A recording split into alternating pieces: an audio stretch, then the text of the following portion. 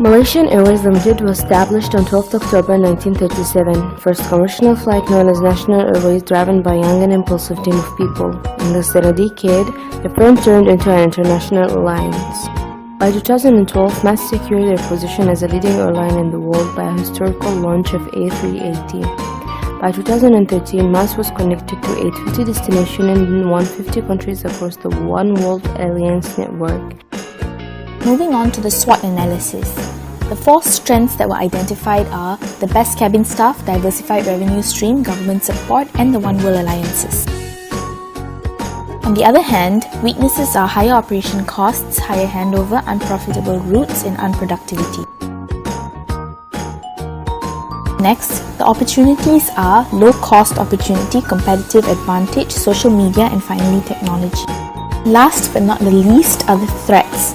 Declining brand image, high competition, change of government policies, and finally, terrorism. Today, I'll be explaining on the customer relationship issues that Malaysian Airlines undergoes.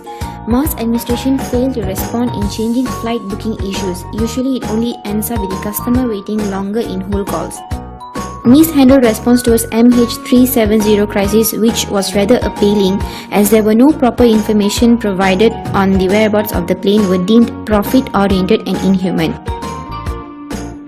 MAS also received numerous complaints in regards to the company's management in awarding points and communication of immediate information to redeem points. Lastly, according to the complaintsboard.com, numerous complaints on MAS frontline staff points out on having a bad attitude and unprofessionalism when serving flyers regarding seniority in age or disability. For product and service analysis, MAS offers few categories of seats, allowing customers to choose their seats, also for them to shift from business class to first class, assuring their comfortability. Next, the firm partnered with Booking.com, recommending accommodation deal for customers to earn enriched points from their websites as well as getting the best prices.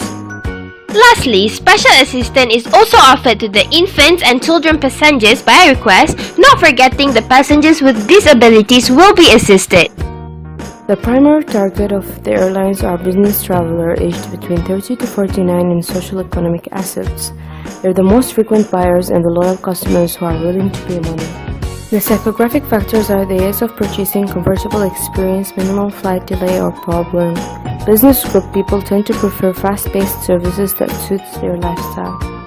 Customer Relationship Management of Malaysian Airlines conducted several activities by promoting deals of the day, mostly low-cost destinations within Malaysia. Through the ties between Booking.com and Malaysian Airlines allow customers to plan vacation trips at a cheaper cost within better experience. The One World membership program allows customers to enroll into the enriched frequent flyer program to enjoy luxurious experiences. Last but not the least, to ease customers utilizing services, Malaysian Airlines came up with an app known as the MH Mobile, where customers can review and purchase tickets. For the customer profile, MAS is a business-to-customer organization. Their customer characteristics range from middle to high-income groups living in urban areas who follow the westernized lifestyle and who have an education level of at least a degree and above. Next, the transaction. Customers purchase tickets through the firm's online booking mechanism that allows transactions to be paid through Visa, MasterCard, and so on. Third, communication via internet for fact-finding, booking, providing complaints or feedback through MAS's website. Moving on, communication via telephone is used for customer support to solve issues involving ticket booking and complaints. Lastly, customers may make inquiries in regards to flight and ticket purchases at the airport counter, branch office or headquarters. CRM strategies can assist MAS to sustain the market by improving customer intimacy and getting to know them better, thus developing a long-term equally profitable relationship.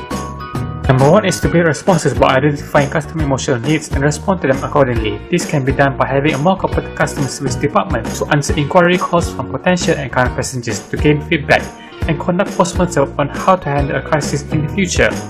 Secondly, MAS needs to regain the trust of the former customers, which can be done by reapproaching the families of the Malaysian, Chinese and Dutch passengers that perished in 2014. The firm has to reassure them by constantly providing the latest progress in the 2 incidents and each family recovery of any bodies found. The third plan is offering favorite air rates. The rates will be rewarded to MAS card holders or frequent flyers as appreciation for being loyal with them through the firm's MH Mobile or partner travel agents. Reposition branding is the fourth strategy. Being firm partially owned by the government, it should take advantage of the governmental connections to gain cheaper and better materials as well as services such as safety and team audit. These actions will show improvements in establishing better services and safety for their passengers before and during flights. Number 5 is the opening of more routes to nearer or new destinations, especially in West Malaysia. As the national carrier, MAS should uphold its responsibility by giving more opportunities for all Malaysians to fly throughout the country via its own airbuses or subsidiaries Firefly and MAS Wings. Strategy timeline illustrates strategies to be implemented within 5-year periods. First off, building response is set to 5 years as it highly depends on service improvement factors through feedback.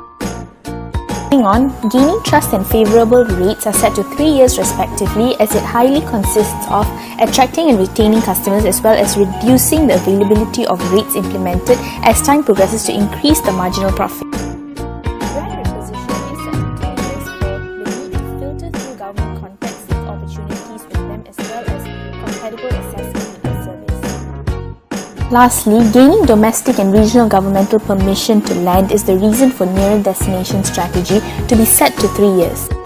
Moving on to the recommendation, firstly, MAS need to formalize its management department by better observing its customer service and by implementing proper structure like how to respond to customers' issues and how to handle respective issues.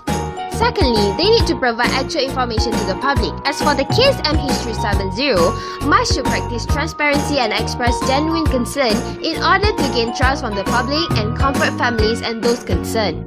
Moreover, MAS can offer bonus reward or discount to the customer who have faced problem with the enrichment frequent flyer program.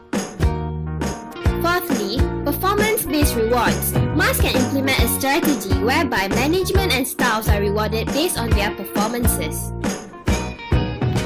Last but not least, MAS should assign their route employee with behavioral training in order for them to know the proper way to handle customers.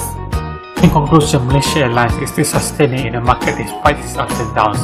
From the analysis and strategy formulation done in this assignment, proper behavioral training for the staff and the management seems to be the appropriate solution for its current situation. The management and staff represent the company in many ways and are the ones who have direct contact with the customers, thus emphasizing the importance of handling this aspect accordingly. By training the staff to handle critical situations well, MAS will be able to overcome a good handful of the issues by to represent themselves to the public and serve their customer in the best manner possible.